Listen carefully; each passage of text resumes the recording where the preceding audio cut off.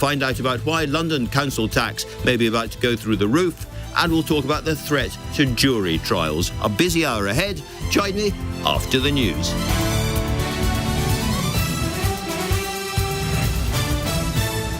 On your radio, on the LBC app, and Play LBC. Leading Britain's conversation. This is LBC. From Global's newsroom at 6 o'clock, the UK and France have agreed a new deterrent is needed to tackle small boat crossings following talks in Downing Street. Emmanuel Macron and Sir Keir Starmer are now celebrating the two countries' relationship at the British Museum. During the French president's state visit, they've agreed a temporary exchange of artefacts. The Prime Minister says the UK is entering a new era of world history. Today, the UK is proud to stand shoulder to shoulder with France, leading the coalition of the willing to support Ukraine, as well, of course, as working together to call for a sustainable peace in the Middle East. Families affected by the infected blood scandal have told LBC time is running out for the government to compensate them. The chair of the public inquiry says further harm is being caused by delays to payouts. The Health Secretary says strikes by resident doctors in England at the end of the month are completely unreasonable. Members of the British Medical Association will walk out for 5 days from the 25th of July in a row over pay. And Unite says Birmingham City Council should hang their heads in shame after walking away from talks on bin strikes. The authority has accused the union of rejecting all their pay offers. In the city, the FTSE 100 has closed up 12 points at 88.67. The pound buys $1.35 and €1.16. LBC weather dry and settled for most tonight. Some light rain in the far northwest, a low of 10 degrees. From Global's newsroom for LBC, I'm Amelia Cox. This is LBC from Global, leading Britain's conversation. It's 6 p.m. Now, Tonight with Andrew Marr. Good evening. We are, my friends, living in a state which has lost all touch with reality. Wander around Westminster and everyone is out for more money. After that revolt, the benefit system needs still more money. Children with special educational needs deserve more money. The victims of the infected blood scandal in the headlines today are still waiting for much of the nearly £12 billion of compensation. Resident doctors are going on strike later this month, they told us earlier, because they deserve more money. A really big pay rise. So do lots of other people, by the way. Reform of the court system, which may have to shed many jury trials, will cost £1 billion. We heard this morning. Defence and the police need huge investments. The NHS is getting it, but, those doctors again, it also wants a lot more money. And that's just a few obvious causes on one day in July. So this money stuff, where is it going to come from? We're already borrowed up to our eyeballs and taxed up to our nostrils. The official watchdog, the OBR, says Britain now has the 6th highest government debt among the 36 most advanced economies in the world and the 3rd highest borrowing costs. As a political economy, we are accelerating towards a brick wall. So how are our political leaders reacting? Let's hear a bit from the Commons this morning. First, the Tory leader Kemi Badenoch, and then the Prime Minister. Mr. Speaker, in their manifesto last year, Labour promised not to increase income tax, not to increase national insurance, and not to increase VAT. Does the Prime Minister still stand by his promises? Yes. Now, what followed was the old game of rule it out. Would Starmer rule out stealth taxes? Would he rule out wealth taxes? Well, since he doesn't know how bad the economic situation will be this autumn, he quite sensibly did not. But I am much more interested in what wasn't said. Let's go back to the Office for Budget Responsibility and their report yesterday. It pointed to our ageing population, all those pensioners, and the effects on healthcare, and said that this will put our debt as a country up from 94% of output today to 270% by the early 2070s. That feels like bankruptcy territory. The chair of the OBR called it unsustainable. The triple lock on British pensions, which means they automatically rise by inflation, wage rises, or 2.5%, whichever is the highest, is going to be 3 times more expensive by the end of this decade than expected. And again, that is a nettle somebody, sometime, will have to grasp. But did the Tory leader raise it? Did she? Hell. If she had, would the Prime Minister have responded frankly to the problem? Not a chance. They are all in it together. They're too scared of older voters to tell us the truth. They're taking us for idiots. This whole thing is delusional. Keir Starmer is just beginning to show signs of frustration about the nonsense. Because she's too embarrassed to say she doesn't want the investment we put in. That investment went to the NHS. They want the investment, they can't say how they're going to pay for it. That is what got us into the problem in the first place. Do you know, I think if I was Chancellor of the Exchequer, I would be crying too. I spoke to one minister earlier who said he wanted to give up his job and become the Minister for Reality Checks. And I have to say, that is a job Britain definitely needs. Now, in a moment, you're going to hear from the Nobel Prize-winning economist Joseph Stiglitz about why this is not just a British problem. But I'm going to start today with Sir Howard Davies, former chairman of the NatWest Banking Group and the former director of the London School of Economics. Howard, you and I are of a certain vintage. This feels slightly 1970s in some respects to me. Well, yes, but I think you're a bit optimistic, if I may say so. No. Andrew, no. Because at the time, there were 3 things we had then, which we don't have now. One was that there was an obvious low-hanging fruit in the form of nationalised industries, which we could sell, and which were a big part of the public sector. And until we started selling silly things like water, that was actually quite a good source of income. The second thing we had then was that North Sea oil was coming on stream, there were positive implications for the balance of payments, which you didn't mention as a problem, which it is, and also with positive impact on tax revenue. And the third thing we had, which is sort of self-imposed problem now, is that at the time, and I was in the Treasury at that time, we did not have a situation where we had ruled out all the most obvious things you might do to solve the problem. At the time, people didn't have what I regard as a kind of hubristic sense that ministers have got at the moment, both sides, of saying, we can rule this out, we can rule that out, we can rule that. It's a sort of Canute-like approach to the public finances because you've no idea what's coming round the corner, and indeed various things have come round the corner which we didn't expect, and yet you nonetheless rule out being able to use the tools you might need to use them. And in every part of public life, we have brilliant, eloquent advocates for more spending. Very, very passionate lobby groups. Yes. They come onto programmes like this across the media. And the ministeriate, if I can put it that way, don't seem eloquent enough to fight back at all. No, it also includes BBC, you might have said. So journalists are not by any means without guilt on this. True. And there is, the Treasury is the only department in government, which is why I always have sympathy for chancellors, because they're the only people who are prepared to say no, even in the cabinet. There's 1 taxing ministry and 20 spending ministries. And so the dice are always weighted against the chancellor. And the problem now is once the Treasury is weakened, as it clearly was in the last 10 days, by the fact that it couldn't get through something it wanted, now all bets are off. So everybody's now regretting having made their spending decision because they think maybe if they'd been tougher or maybe now if they could come back, they'd get a bit more. How dangerous a moment is this, therefore?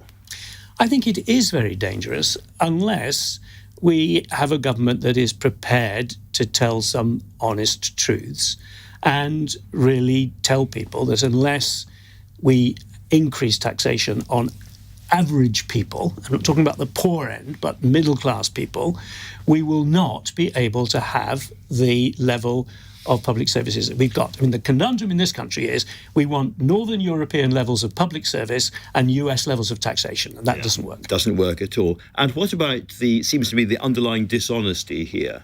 There's a lot of conversation about people on benefits, that bill going up in an unsustainable way. But if you look at the triple lock and the pensions bill, that is even more unsustainable. But nobody wants to talk about it because pensioners vote. Yes, pensioners vote more often or in larger proportion than other people, so they have more political power.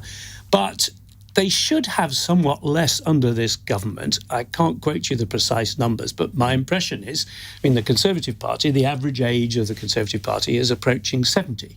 That is not the case for members of the Labour Party. So the Labour Party should be more able to deal with that problem than the Conservatives. Because we have, socially, as we both know, fewer and fewer people of working age who have to work that much harder to support people who are not of working age, and and also many of them living quite affluent lifestyles, even still.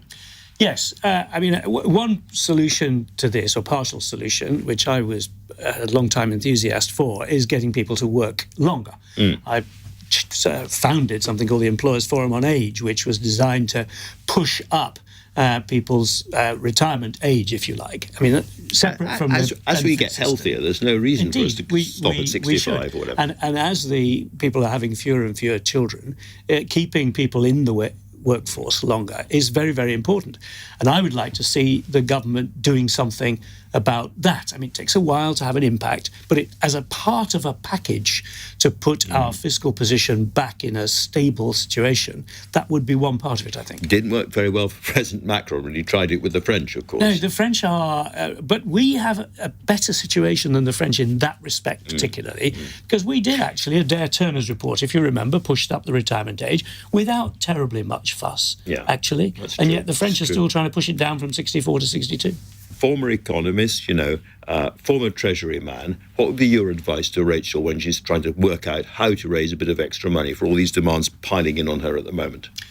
Well, I think that she has to change the undertakings that they've given. And I think that what they should do is go back to national insurance on individuals.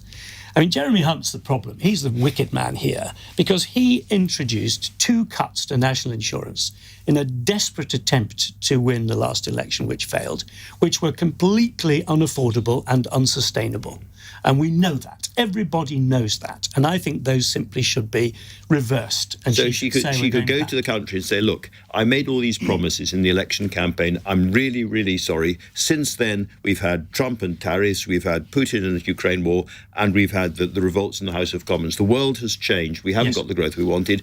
I'm really sorry. I have to break the promises I made. And she either stays as Chancellor or stands down as Chancellor at that point. And she can say, in addition, I am simply going to go back and remove the 2 national insurance cuts that were put in as a naked political attempt to win the last election, which were never sustainable, never properly costed, and I'm simply going to remove those and we'll go back to where we were. So Howard Davies, really, really interesting. Thanks for that. Now, if there is one think tank which understands the link between economic choices and social democratic politics, I guess it's the Institute for Public Policy Research, the IPPR, whose Executive Director, Harry Quilter-Pinner, is with us in the studio as well. And of course, Harry, I'm not saying you got the job but your predecessor is now Treasury Minister as well. So you are pretty well plugged into Starmer's Downing Street. Yeah, we are a progressive think tank, and lots of our former staff have gone into Labour and progressive politics and are shaping the future of the country. So how do you think about this grand sort of strategic dilemma I was trying to talk about before, where the relentless demands day after, this is just one day after day after day for higher public spending, and yet nobody's prepared to raise taxes further to pay for it, and we are right to the ceiling of what we can do in terms of borrowing? I think the big story here is there are 3 things that any government, and this government in particular, have to do. One is they have to deal with the structural barriers to growth. If we can get growth up, that will bring more revenue into the Treasury. That will help with the fiscal constraints. Let's take them one by one, because they keep talking about this. And, they want to make big planning reforms, but it's agonisingly slow. They're not going to get fast growth from that, are they? It's not going to happen overnight, I agree with you. But I think if you look at the first year and you cut through the noise, what you see is some substantial reforms that are the foundations of a plan. So whether that's the fiscal rule change, which will unlock investment, and we have the lowest investment in the G7 here in the UK, and that's a big blocker to growth, or whether it's things like the planning reforms, it's too costly to build things, it takes too long to build things in this country.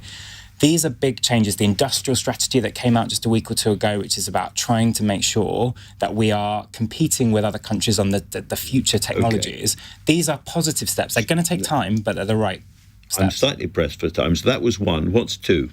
reforming the state. So the other thing we can do is make sure that for each pound we do put into public services, the state, we are getting the biggest bang for the buck, that we are using taxpayers' money. So what does reforming the state mean in that context? So if you take the NHS, we've put huge amounts of money into the NHS over recent years, not least COVID, and yet we haven't got commensurately more out. So productivity in the NHS has gone down. Sort of tech and AI and all that stuff. There's a lot of things. Third thing, sorry. Is then tax rises. So we get to your tax rise point. But the reason... And what would you do? So I think there's a short-term issue, which is that at the budget in the autumn, she's going to find that she has a hole to fill if she wants to meet her fiscal rules. I think she can fill that gap without breaking her pledge to the country to not tax working people more. There are taxes she can still look at on the table. Small-scale stuff. Yeah, you're talking... Okay. And then I think in the long term, I think Howard is exactly right, and you're exactly right, that there is a longer-term conversation we need to have as a country, which is if we want world-class public services and we need to increase spending on defence, we're going to have a more sensible conversation about tax, which will include higher middle-income earners paying more. It's always satisfactory when we end up with a consensus. Thank you both very much indeed. Now let's zoom out a bit and look at Britain's problems in a wider, indeed a global context, with Joseph Stiglitz, the Nobel Prize-winning American economist. I began by asking him whether the mismatch between what we wanted from the government and what our economy could provide was unique to Britain or general around the West. There is a problem around the West, but in my mind, it's largely a problem of the willingness to impose appropriate taxes, the willingness to allow enormous loopholes in the tax system, weaknesses in enforcement, that mean that we aren't collecting the kinds of taxes that we could, and we could do, even increasing the efficiency of the economy. Let me give you one example, or two examples. One of them is environmental taxes. Taxing carbon emissions would make for provide incentives to move towards the green economy, be good for the economy, and raise a lot of revenue. We are not taxing the super rich. In fact, in the United States, the super rich pay a lower percentage of their income than ordinary individuals. I mean, Warren Buffett made a big point of that. He said it was unreasonable, unjust, that he was paying a lower tax rate, obviously more taxes, but a lower tax rate than a secretary. Yeah, it's in the astonishing. United States, there was legislation proposed to improve the enforcement, to make the rich pay more, because they know how to escape taxes. They know how to use tax savings, and the Republicans defeated that. And isn't that a real problem for us in Britain? Because, as it were, some kind of global tax regime for the super rich, so they can't just hop from one jurisdiction to another, and some kind of global taxation for the big global companies. That is something that would have to be agreed between Europe and Britain and the United States. And for good political reasons, we understand it's very, very hard to do just at the moment.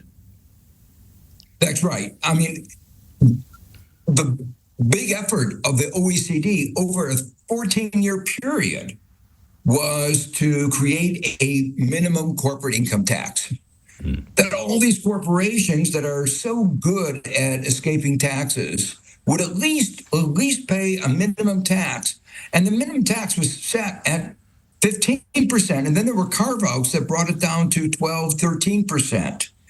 And then just a couple of weeks ago at the G7 meeting, Trump bashed the other G6 and had them to agree to eliminate, effectively, the minimum tax. It was a sad moment where 13, 14 years of negotiations went down the drain in a couple hours.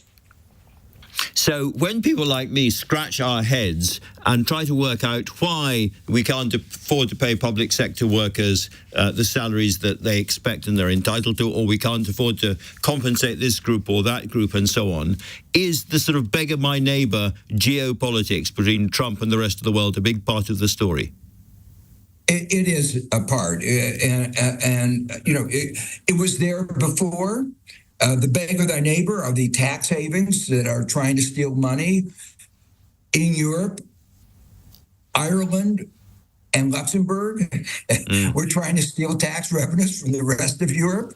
The famous example of Apple diverting all the profits they made in Europe to Ireland, and then claiming because of some special provision that they shouldn't be even taxed in Ireland. It was an intellectual achievement, but one that was robbery of Europe. Robbery. Listen, that is a really, really important global perspective. Professor Stiglitz, thank you very, very much indeed for talking to me today. Thank you. Now, coming up, what links housing, private equity and the far right? We'll find out very soon. You're listening to Tonight with Andrew Marr, and the time is now 6:20. This is LBC. Next.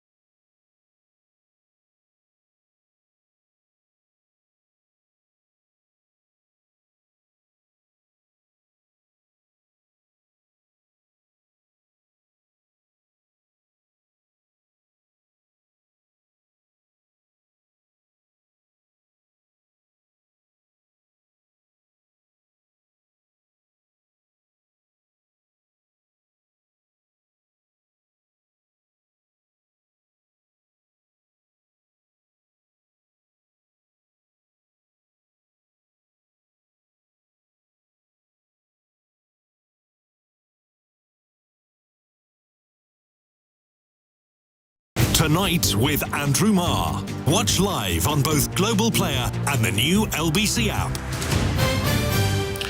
6:21, and a story related to what we've been talking about in a sense, with plans being set out last month by Angela Rayner, the Deputy Prime Minister, for a redistribution of local authority funding, basically propelling money from the south to the north and the Midlands of England.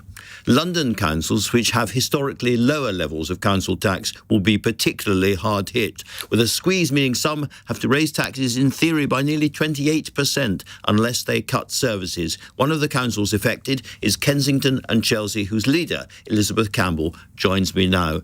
Thank you so much for joining us.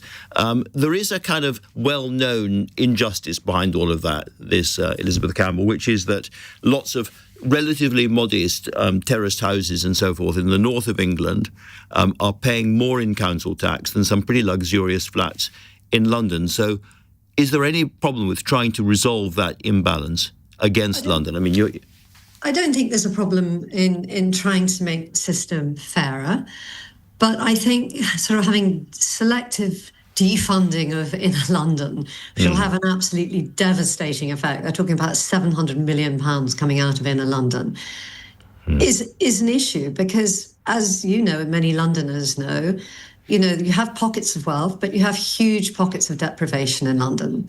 And as I said, a fair formula would say, what are we trying to do? And they're looking at deprivation measures which don't include housing costs, which, if you look at London as a whole, we are probably come seventh if you don't include housing costs. But if you include housing costs and deprivation, we could become top.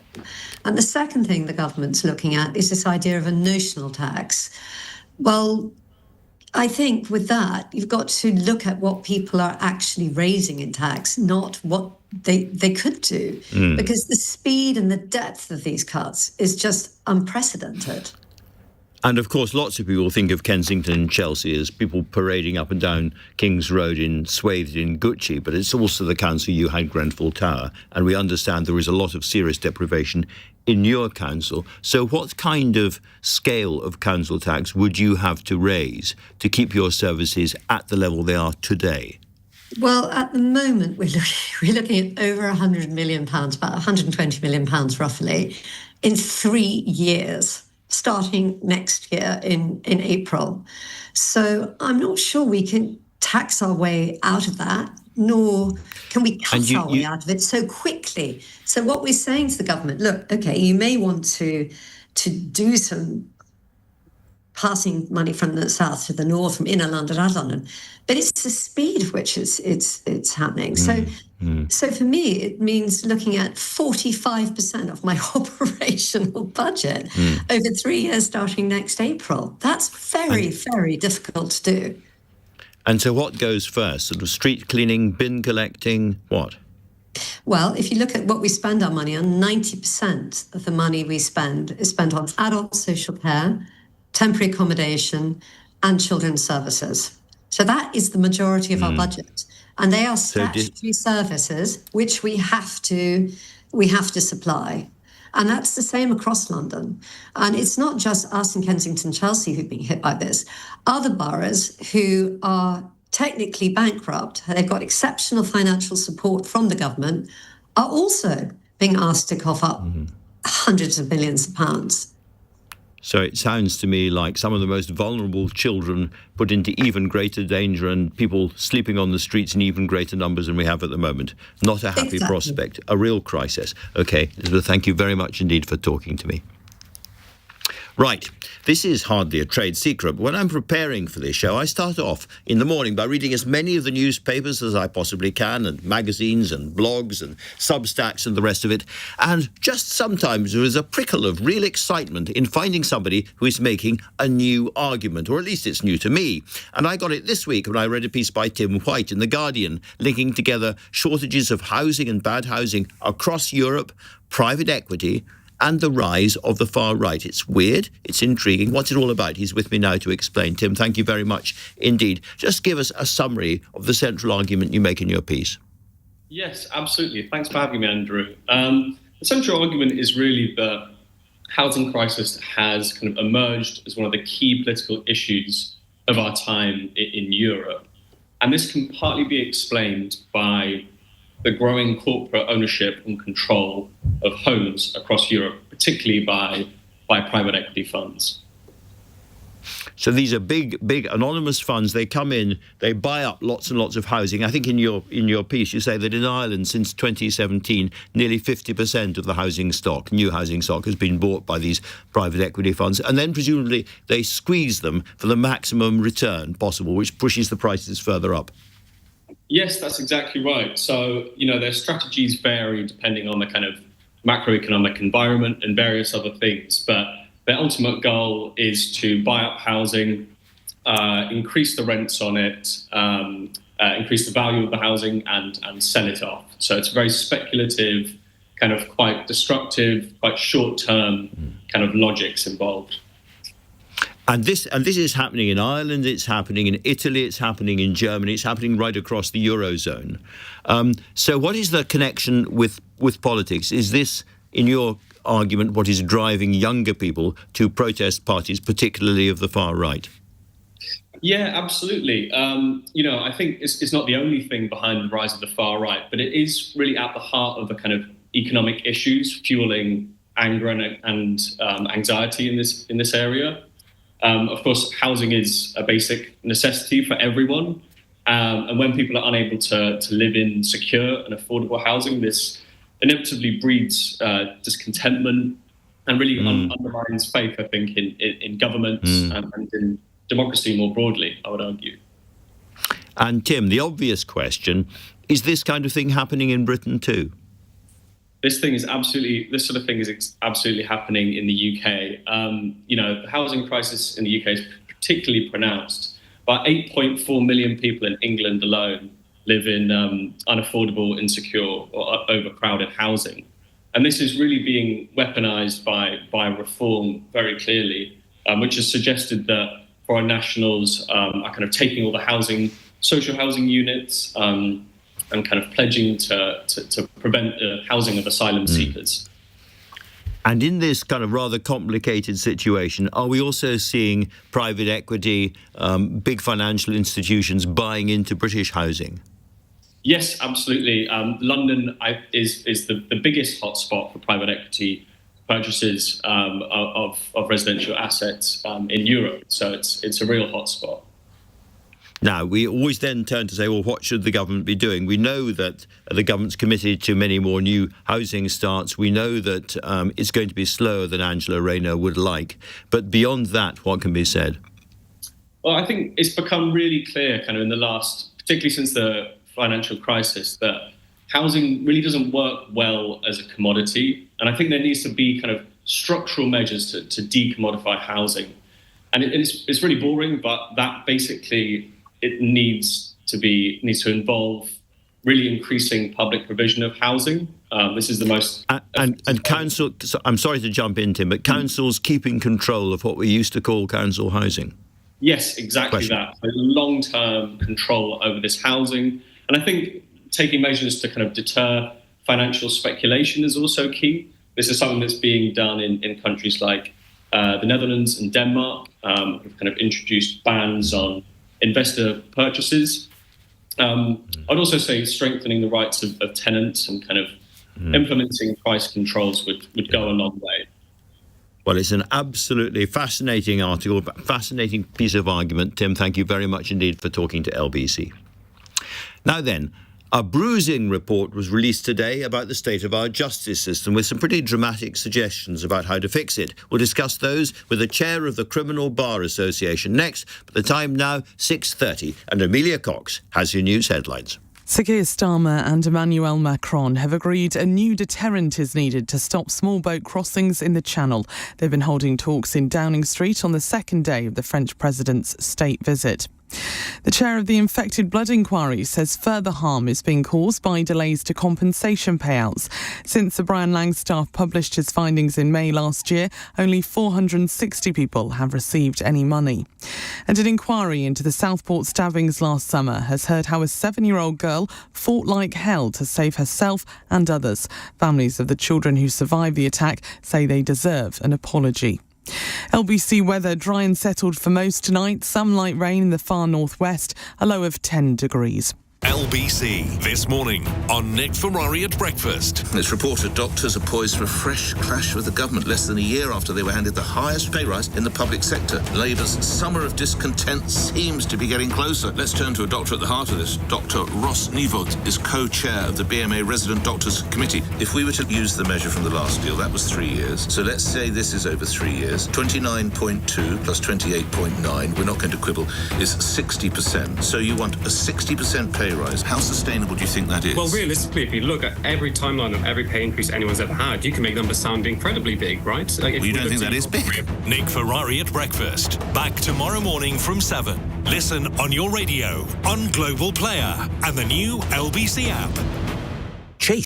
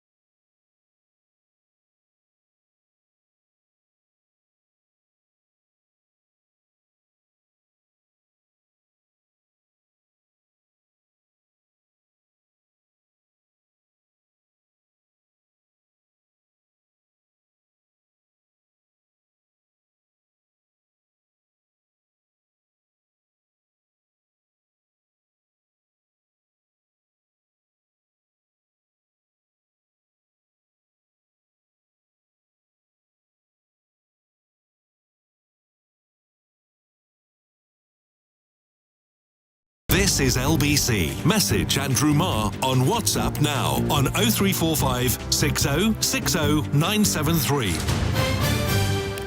6:33. Thousands of defendants in England and Wales could lose the right to a jury trial. The former judge, Sir Brian Leveson, had been asked by ministers to tackle the huge backlog in British courts. He's suggested that many more cases should be heard by a judge and 2 magistrates, or by a judge alone, to speed things up. But isn't the right to trial by a jury of one's peers part of our essential historic liberties? Let's talk now to Mary Pryor Casey, Chair of the Criminal Bar Association. Thank you very, very much indeed for joining us, Mary Pryor. You're a practicing Casey yourself, and I think a part-time judge as well. For people listening, can you explain in as simple terms as possible what kinds of trial would no longer have the right to a jury trial and would be in front of a judge under these proposals? Theoretically, Andrew, it would be any case which can be dealt with either in the Magistrates' Court or the Crown Court, but he is really suggesting that it's those where the sentence imposed at the end of the trial is going to be 3 years imprisonment or less. But there are some 725 offences which this could count. So quite serious offences, quite serious crimes, quite serious penalties as well would no longer have a jury. And this is because of the huge backlogs. I understand that. Why do you think, you know the law very, very well, why do you think jury trial has such an emotional resonance around the country? It seems to be part of particularly the English national identity, along with kind of oak trees and Paddington and cups of tea. Well, I think it's worth remembering that in 2011, when we were going to have a Bill of Rights, but it didn't actually go ahead, the Rowntree Foundation did some research on a wide selection of the people of this country and asked them, if there was a Bill of Rights, what do you think must be contained with it? There were 2 top answers. The first was free medical care for all on the NHS. The second was the right to jury trial. So people in this country take the view that the right to jury trial should be enshrined in law. The only reason it isn't is because we don't have a constitution. But if we did have a constitution, it would have been, and it wouldn't be able to be removed because we've underinvested so much that we've made a complete mess of the criminal justice system. Do you think below all of this, because after all, there are lots of very experienced, empathetic, serious judges around the country, in whose judgment most of us would rely, is it really the emotional effect of being able to appeal to people like me and make your case to people like me and get the verdict almost of the community or the village or the street? Is that what it's really about? It's about the people who live in our community having a say in the criminal justice system and being involved in it, because that's vital. It isn't the case that judges can't make decisions. Of course they can. And many judges, as you say, are fair. But the important thing here is that we have a system where you are judged by the people in your own community who bring their own experience of life and the community in which they live to that process. Judges don't necessarily make bad decisions, but people trust the jury system, and the jury system is fair. Juries make decisions across the country on 99% of cases. It's only 1% of cases that they can't agree on. They reach verdicts, whether it's fraud, serious violence, sexual abuse. They reach verdicts and they are determined to be fair, statistically, analytically, and by academic research. And doing your jury service is part of citizenship. It's something that a lot of people actually actively want to do and participate in the criminal justice system. Now, Leveson himself is clearly not terribly happy about his own proposals. He's made that clear. It's a least bad option as far as he's concerned. But given that these backlogs are so long, and that is also an injustice if someone has to wait 3 or 4 years for a trial to come, the evidence goes cold, the victims have all that time to wait. That is also an injustice. What alternatives are there? Quite a few. And it starts with understanding, first of all, what we're going to do about short custodial sentences. At the moment, the government have had a review by David Gauke, which is recommending that sentences of 2 years or less imprisonment just stop, and that what we do is focus on rehabilitation of those offenders, or, in fact, don't bring them into the criminal justice system at all, because we know each citizen who is kept within the prison costs the taxpayers of this country £56,000 for that year, each one. In addition to that, we know that the rate of people reoffending when they come out of these short sentences is 58%. So the immediate victim of that crime will feel a sense of justice that the defendant has gone into custody. But there will be another one and another one, because people keep reoffending, because they come out without any skills, any rehabilitation, any job. Now, it is... Mary, does that... Sorry to jump in, but does that not mean that for quite a lot of relatively serious offences, shoplifting, perhaps street theft and so on, effectively there is no punishment, and the community would not be happy with that? That's why I'm saying if we're going ahead with Gawk, that's a matter for the community to decide. It's not a matter for lawyers to decide, but that is what the government have had recommended to them. If that's going to happen, then the reality is that those cases don't need to be in the Crown Court, because there's no custodial sentence going to be at the end of them. If they are going to happen, our prisons are already full. Just take a moment to think about that. We've got nowhere to put any more prisoners. So if we bring another court in that gets cases dealt with rapidly, very quickly we're running out of space within months at the very latest. So what we need to do is to have a cradle-to-grave look at how we are going to make the criminal justice system work, because sentences have got longer and longer and longer for offences. But we didn't build any prisons to keep up with that. And we've got so many people in prison now that there genuinely is very little space available to put any more. So what we actually need to do is to focus on making the system we have got efficient. Liverpool don't have a backlog. They case manage their cases really well, and they don't have a backlog. They have the same mix of cases as other places. We need to look at there, and we need to follow their example. We mustn't That's a fascinating thought. That is a really interesting... I didn't know that. It's really fascinating. Some people, of course, as you're aware, would say that cases are in favour of jury trials because juries are easier to win over than some kind of cynical senator before leathery-faced judge. Well, I prosecute a lot of cases, and I prosecute baby murders, serious rapes. They're dealt with by juries, and the conviction rate for juries is significant. In cases of child sexual abuse, it's over 80%. In cases of homicide, it's extremely high. In cases of sexual abuse of adults, it's high. You are more likely to be convicted than acquitted. But we do have to remember that not everyone who's charged with a criminal offence is guilty. And so I don't think, however skillful I am when I'm defending, and don't get me wrong, we have skillful advocates across this country defending. Juries look at the facts, they look at people, they make their assessments of people, and they find people guilty and find people not guilty. And that's right. That's the right system. This is a horrendously difficult problem, but it's been, I think, a very rich and important conversation. And for that, Mary Pryor, thank you so much for talking to LBC. If you've seen the film Philomena, if you've read the book, you'll know about the horrendous mother and baby homes in Ireland in which so many women suffered during the years of the Republic in the 20th century. And the Irish government has a compensation scheme. But what of all those Irish women who fled Ireland and settled here in Britain? Can they get compensation without losing British benefits? Let's talk now to Siobhán McSweeney, the actress you may remember from Derry Girls and Amandaland, who's been discussing this issue in Parliament today. She came in to explain why these homes were such an issue at the time.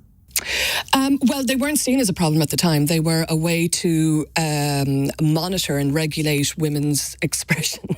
So if a woman deigned to fall pregnant outside of marriage, or who deigned to have any kind of life that was deemed inappropriate by the Catholic Church, they would be sent into these mother and baby homes, often by their own family, often by the local parish, the parish priest, and they would be forced to give birth there.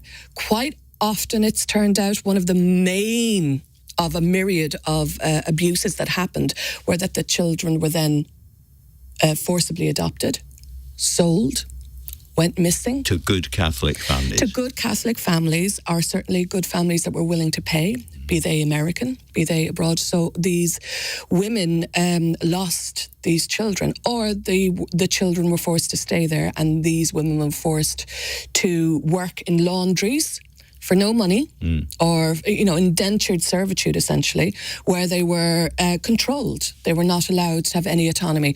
So these homes, these laundries, these homes lasted right up until I think 1996, 1997. The last one closed, which is insane because that's my generation, and I grew up in an Ireland that I never heard of them. You didn't know they were all around you, well, not all around. You didn't know they were still there. I'm from Cork, and one of the last ones open was still in Cork, Bessborough. It's insane. So these were really, really grim places. Incredibly with horrendous experiences for Irish abuse. women of generation after generation Absolutely. after generation.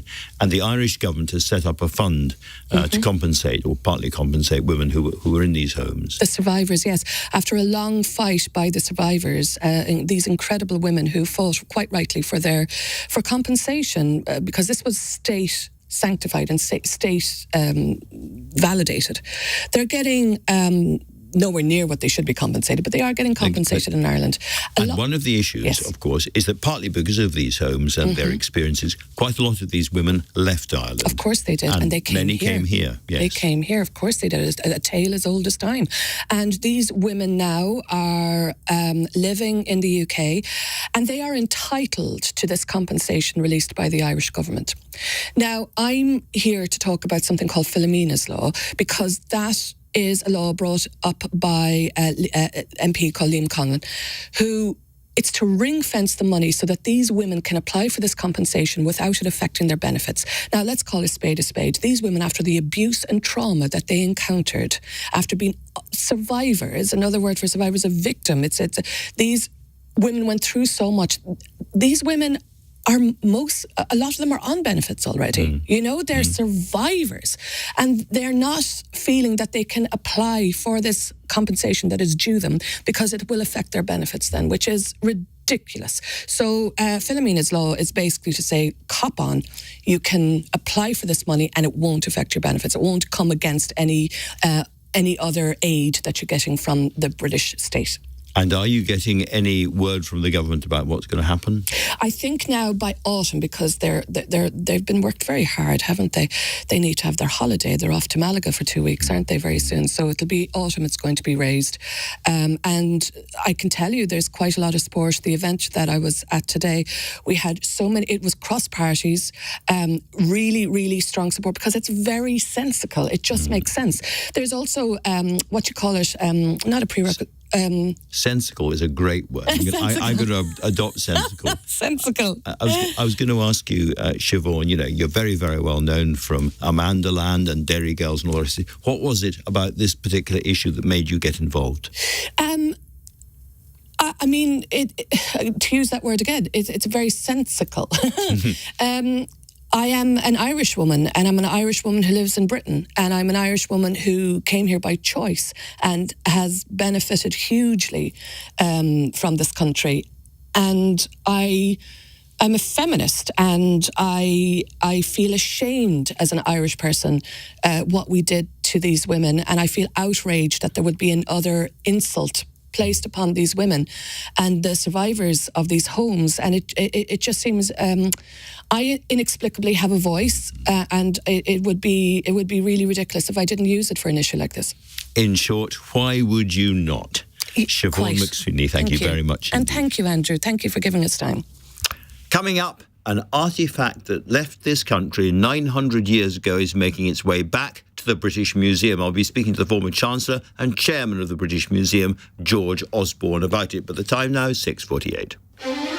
Coming up at 7 on LBC, Ian Dale. Our courts are clogged up. Sir Brian Leveson has made recommendations, and one is to restrict trials by jury. Surely the right to be tried by your peers is a basic right for all citizens. Ian Dale on LBC. Understand.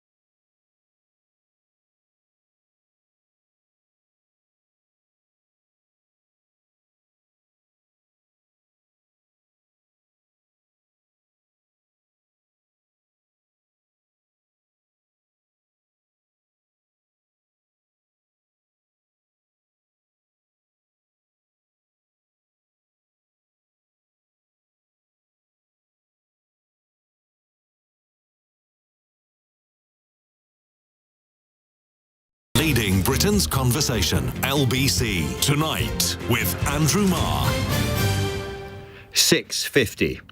Linda Yaccarino, the highly respected chief executive of Elon Musk's X, which used to be Twitter, has just resigned. In public, everybody's being terribly nice about everybody else. But what's the real story? Let's talk now to LBC technology correspondent Will Guyatt. Will, this comes shortly after the horribly named Grok, which is the AI part of X, started to admire Adolf Hitler and spew out kind of anti-Semitic nonsense. Do you think the two things are in any way connected? 100% yes. As a prominent member of the Jewish community, we've often wondered how Linda Yaccarino could continue working with Elon Musk through various changes in the company, and it turned out that Mecha Hitler was too far, and that's what Grok was calling itself last night after the engineers... Mecha Hitler. Mecha Hitler. So Mecha Hitler was a character, a robotic character in a video game from about 25, 30 years ago called Wolfenstein. And Grok started identifying as this character and opining and celebrating the work of Adolf Hitler, and suggesting that Hitler was the solution and Nazism was the solution to many problems. And this came, Andrew, after last Friday, Elon Musk stated online that some changes had been made to Grok because users had been complaining to him that it was too woke. And what essentially happened, and we know exactly what happened, because Grok is open source, so we can see what was changed.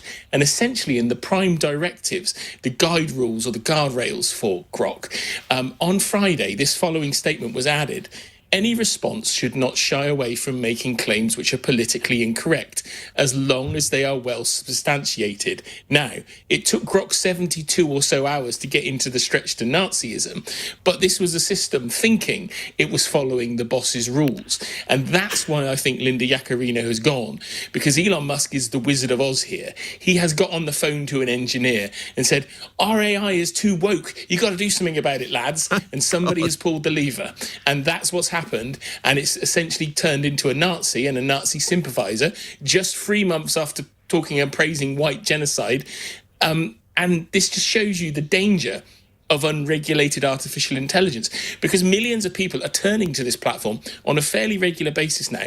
And chatbots are now replacing Google search in many people's lives. And if you're now getting Elon Musk's twisted version of reality as your result, what on earth does that tell us about the world? This is just jaw-dropping, Will. I mean, clearly Linda Yaccarino was brought in as a kind of human shield for Elon Musk, you know, to reassure the markets, reassure users there was a grown-up in charge. How much damage does it do to him that she has now gone? This is huge. You and I have talked about it being a roller coaster at X, but after the last 24 hours, it's more like a clown car, because the head of product has left in the last 24 hours. Linda Yaccarino, the chief executive, has left in the last 24 hours, and one of their other heads of trust and security has left. 3 of the huge leaders have left at the company. This is at the same time as Elon Musk is meant to be getting back to his day job, running SpaceX, running Tesla. And he's also started a political party this week, or he's threatened to start a political party in the US. So you have to wonder how on earth... National Socialist Party, I assume. Yes, how on earth he can handle, run and manage all of this stuff. But for a chatbot to suddenly proclaim itself as a Nazi and call itself Mecha Hitler, this is a sad moment in time, and it will be passed over, and we'll be on to the next Elon Musk, ridiculous story tomorrow. But this is a very worrying development from where I sit as somebody that's followed this world for 20 plus years. Will, you won't be forgetting it, and I won't be forgetting it. Thank you very much for talking to me. If you like looking at stuff, here's some really big news. After leaving this country 900 years ago, the Bayeux Tapestry is to return to the British Museum. It's the panoramic needlework story of the Norman invasion, crammed with fascinating detail and a lot of humour. And it wasn't ever French, it was almost certainly made in Kent. So it'll be on view in London next year and in 2027, which is, by the way, the 1000th anniversary of the birth of William the Conqueror. Let's hear more now from the chairman of the British Museum, George Osborne. George, I hope you can hear me. In terms of the British Museum's big blockbuster exhibitions over the years, and we think back to Tutankhamun, for instance, how will this rate, do you think? Oh, well, Andrew, I think it's going to be one of the biggest ever, one of the biggest exhibitions London's ever seen, and certainly one of the biggest the British Museum's ever put on. So Tutankhamun was huge. The Terracotta Army was huge. Yes, yes. And, this is right up there. Now, Tutankhamun got 1.5 million visitors, and Terracotta Warriors, 850,000 people saw that. So it'll be on for almost a year. So as you were saying, what's so amazing about the Bayeux Tapestry is, if you think about it, is the single most famous item of British history. It is instantly recognisable. It's taught in every school. It's been copied by artists like David Hockney. Yeah. We all know the style. And the date 1066. It's the one date everyone knows, and so and of course it hasn't been in Britain. It is lived in northern France for all these centuries, and it's going to come to Britain. And I've seen it myself as a tourist, and I don't know if you've been, but it's one of those things that exceeds expectations. You see it, and you go, "Oh my God, that's the Bayeux Tapestry! I can't believe I'm looking at the real one," and it doesn't disappoint.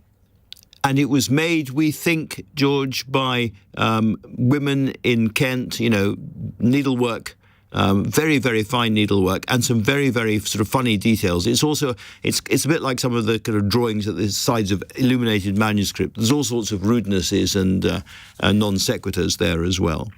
There's a bit going on, isn't there? There's some unidentified appendages on some of the male soldiers, and it's so many of the pictures are so part of the sort of backdrop to our culture and our history and our art that you see them and you just can't actually sort of believe, well, that's the original one. And there's King Harold getting an arrow in the eye. Getting the arrow in his eye. I can hear the excitement in your voice. Where are you going to show it? So we got a big exhibition centre at the British Museum, and do you know, we measured out, I don't know if this is like good luck or maybe a bit of divine intervention here. Our exhibition centre, the wall of it is literally, this thing is 70 metres long, and it's just, ours is like 80 metres. So we can just, 71 metres. 71 metres. We're just fitted in along one wall, and it's going to be amazing. It'll open in the summer next year. We're going to get loads of school kids coming in. We already get tons at the British Museum, but I think people will especially come for this. And we're sending things the other way, by the way. We should say, Sutton. The Lewis chessmen, I think, and are going. The Lewis chessmen are going to France. So it's a great kind of mutual exchange. Great thing. This is, the big one of the big reveals of the President Macron state visit. When did you know about this, and what was your reaction when you heard? Oh, well, I've been working on it quietly for several years since I became chair of the museum 3 years ago. It looked like it had been proposed before. It looked like it was dead. There was a very good guy in the British Embassy in Paris called Theo Rycroft, now works for the King. And he said, you know what, George, now you become chair, we might be able to get this thing going again. And lots of people have played their part in making it happen at the museum, and various, a guy called Peter Ricketts, who was a retired diplomat for us. Yeah. All have helped. And to be to give Keir Starmer and Chris Bryant, the arts minister, credit, they actually helped enormously too. And then President Macron himself said, he came this afternoon to the museum, President Macron, with Keir Starmer, and he said, I had a load of people saying this was impossible and it couldn't move, and no doubt they'll be saying that in the future, but we've got to make it happen, and it is happening. So we had a bit of kind of presidential, diktat helping along the way. I noticed he also said that he'd learned some lessons for the Louvre from the British Museum, which must have pleased you. There's going to be massive, massive queues for this, and along one of those queues will be young Andrew Marr standing there waiting in his place, because I can't wait to see this. George Osborne, many, many congratulations, and thank you very much for talking to us. I'll be back with you tomorrow. If you missed any of today's show, you can listen back on Catch Up on both Global Player and the LBC app, where you can stay up to date with all the latest news and opinion. You can put your news categories in the order you want. You can pause, you can rewind live radio, and you can listen to a range of podcasts. Download the official LBC app for free from your app store now. Coming up at 10 on LBC, Ben Kentish. But right now, it's time for Ian Dale. Thanks, Andrew. Our courts are clogged up and the waiting list for cases to be heard increases as every month passes by. Sir Brian Leveson has made recommendations about how to solve this problem, and one is to restrict trials by jury. Surely the right to be heard by your peers is a basic right for all citizens. On cross-questioner 8, former Tory MP Anna Firth, Labour MP Dan Tomlinson, lawyer Jackie McKenzie and my LBC colleague Henry Riley. And at 9, new polling shows that 1 in 3 Labour voters would consider voting for a new party led by Jeremy Corbyn. Would you? And if so, why? When surely we've been there before and it didn't end well. Isn't splitting the left-wing vote likely to result in Prime Minister Farage? On your radio, on the LBC app, and Play LBC. leading Britain's conversation. This is LBC. From Global's newsroom at 7 o'clock, the UK and France have agreed a new deterrent is needed to tackle small boat crossings in the Channel. Emmanuel Macron and Sir Keir Starmer have been holding talks in Downing Street during the French president's state visit. It's understood the UK is seeking an agreement to send people back to the continent in exchange for accepting asylum seekers with a British connection.